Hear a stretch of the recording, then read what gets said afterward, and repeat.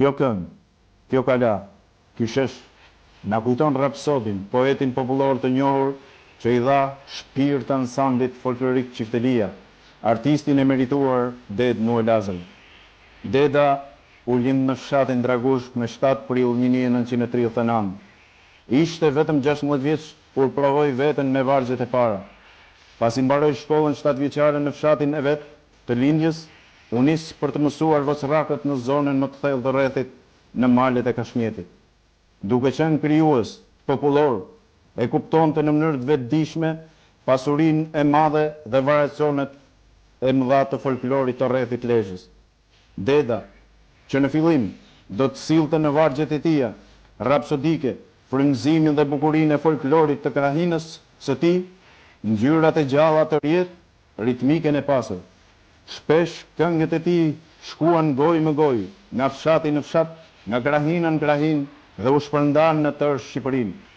Duke i qëndruar besnik misionit të këngës popullore tradicionale, vargjet e Dedës ishin një arkiv i gjallë i ngjarjeve më të shënuara që mbeten kujtesën e popullit tonë.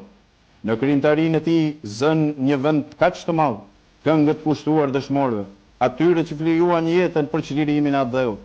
Kujtojmë këngët për herojtë e Vigut, Cucën e maleve, për mësuesin Ndrec Ngojgjoka, për heroinat Persefoni Kokdhima e Bule Naipi.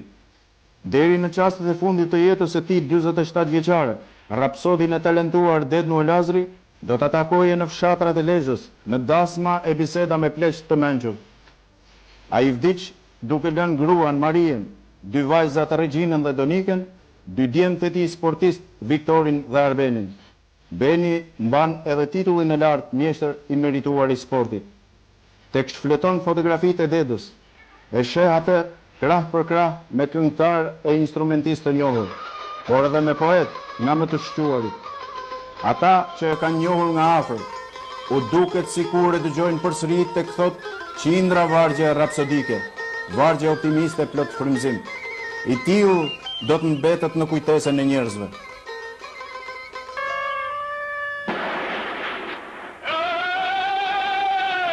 Poeti folklorist Ded Nuel Lazari në vitin 1967 ka botuar librin e tij të parë me vargjet e titulluar Këndon fusha dhe malësia. Në vitin 1969 ka botuar një tjetër libër, po me vargje me titull Më i fortë se tërmeti, ndërsa na lë dorëshkrim librin me titull Në zemër të brezave. Për punë të shquar dhe të palodhur, për grumbullimin e vlera folklorike dhe për një punë të vyer si krijues, Presidiumi i Kuvendit Popullor i ka dhënë medaljen me urdhrin Naim Frashëri të klasit 2 në vitin 1979, ndërsa në vitin 1983 është nderuar me urdhrin Naim Frashëri i klasit të parë. Po ashtu në vitin 1984 i jepet titulli i lartë, artist i merituar. Poeti në zgjedhja evidenton si poetin e parë të plejadës që i përkiste asaj kohe Ded Nuel Lazarin.